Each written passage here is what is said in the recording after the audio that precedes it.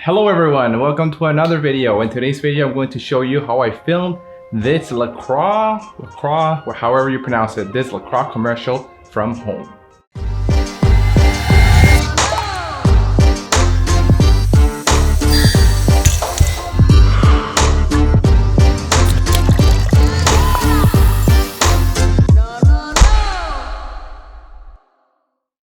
Alright, so I hope that video turned out as good as I had it planned in my head. I'll show you a little bit of the behind the scenes of how I did every single shot. If you're new here, it's good to see you. I create weekly content on filmmaking, gear review, and editing tutorials. And if that's something you'll be into, please hit the like and the subscribe button. That'll be greatly appreciated. If you're already subscribed, thank you again so much for watching. I shot all of this on the Sony a7 III. Some shots were at 4K 24p, and other shots were in HT at 120 frames per second or at 60 frames per second.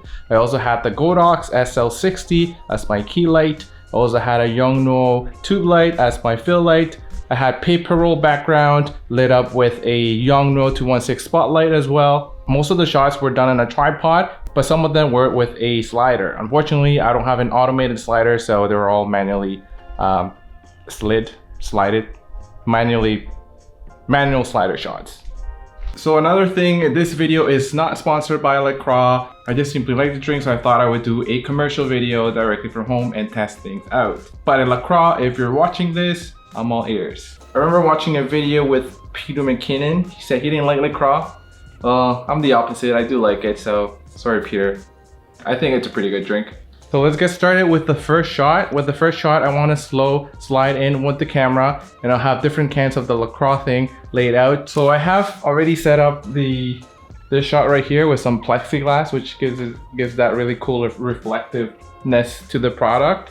I also have a polarizing filter on the camera lens, just so that it reduces a little bit of that glare that causes by the shine of that aluminum can. And I have these fruits that correspond to each of the different flavors that I'll be cutting up later on in some of the middle shots. Since I'm going to be cutting these fruits, I thought I would just do the end shot first.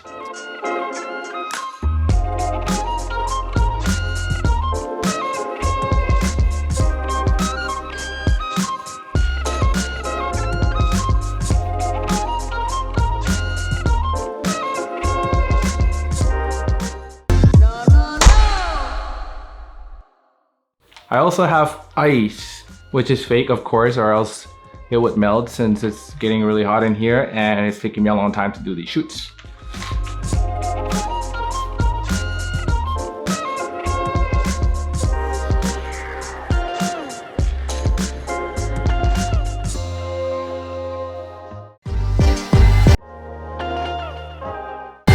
For this next shot, I really want to hone in and macro in into that can and have that sweat, that water dripping from the can. So for that, I'm going to use a macro filter because I don't have a macro lens with me, but we'll see what that looks like.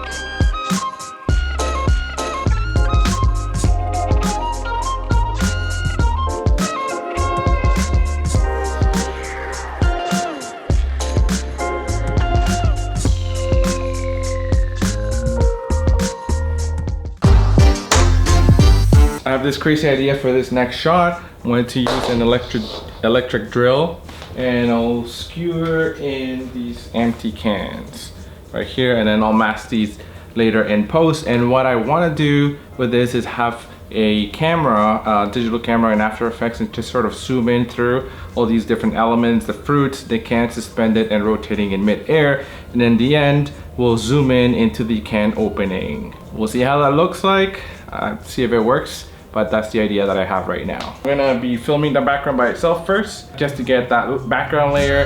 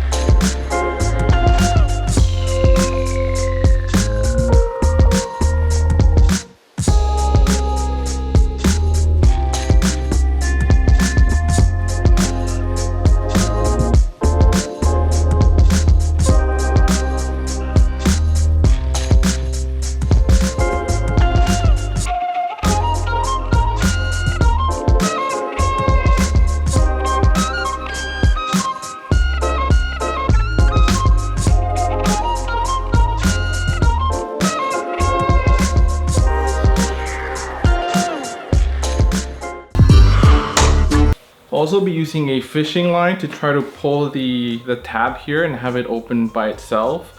Yeah, I don't know if it'll work well, but let's try a few things first to see what works. So that initial idea I had didn't work, so I'm gonna have to use a real can, still use this fishing line and try to open it this way.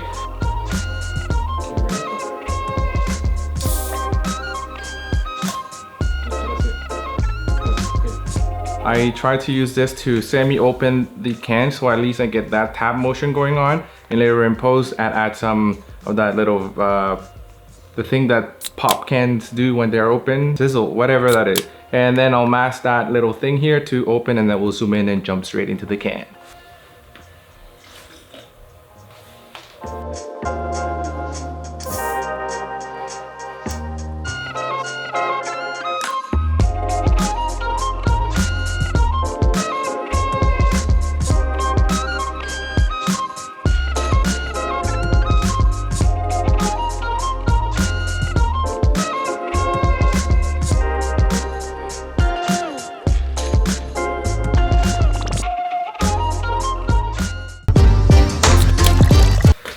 So now what I'm going to do is pour the some LaCroix into the glass and shoot this handheld at 120 frames per second, and I'm going to be following into that motion. So the same motion that this thing is pouring down, I'll be following it as well and just going like that. I'm also shooting this with a macro filter.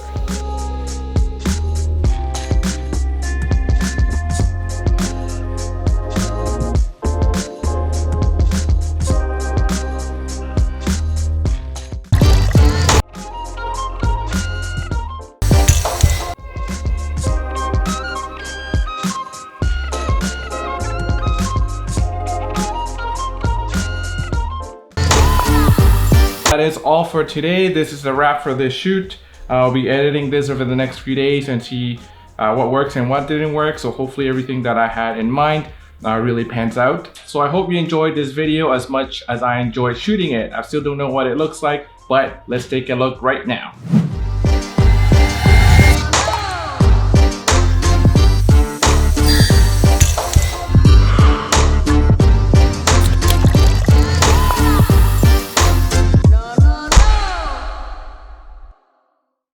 Let me know in the comments below if you have any questions about this video, or if you have any suggestions of what things I could have done better. Please let me know. I would love to hear about them.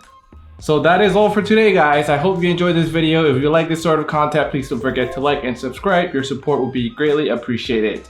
And if you're already subscribed, thanks again for being here. And that is all, guys. Until next time.